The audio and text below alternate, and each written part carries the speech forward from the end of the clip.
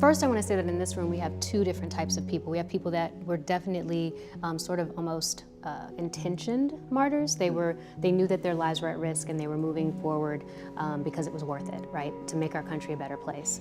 And then there are people here who had nothing to do with it and just happened to be the victims of racial violence. And then people were sort of mobilized around their deaths, their senseless deaths that were race-driven. So there are a lot of different types of heroes here.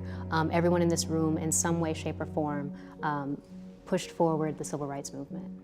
And while when I'm looking around, not all of them are African American. Can you speak to that? Yeah, I think one of the brilliant things about leaders like King is that they were able to talk across religion, across race, to find a common goal and keep people together and focused on change.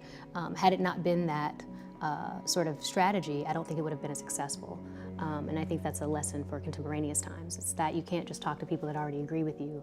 You need to find people who have sort of a common sense of what is right and wrong, and may have other things that are very different from you, but you can mobilize at least around this one very important thing to make our lives much better. You know, we've got Dr. Martin Luther King, and we've got all these other faces behind us that were, remembered throughout history, but there's a lot of people up here who are unsung heroes. They were normal people who were victims and stood up against many things that happened throughout this country over time.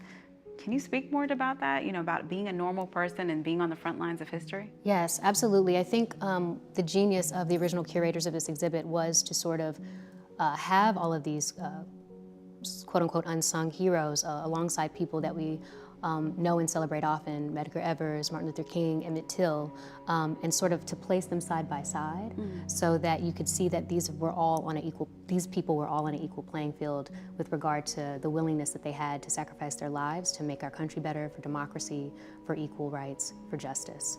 And I think that sort of what we want people to take away when they come and visit the National Center for Civil and Human Rights is that they too can sort of be agents for change.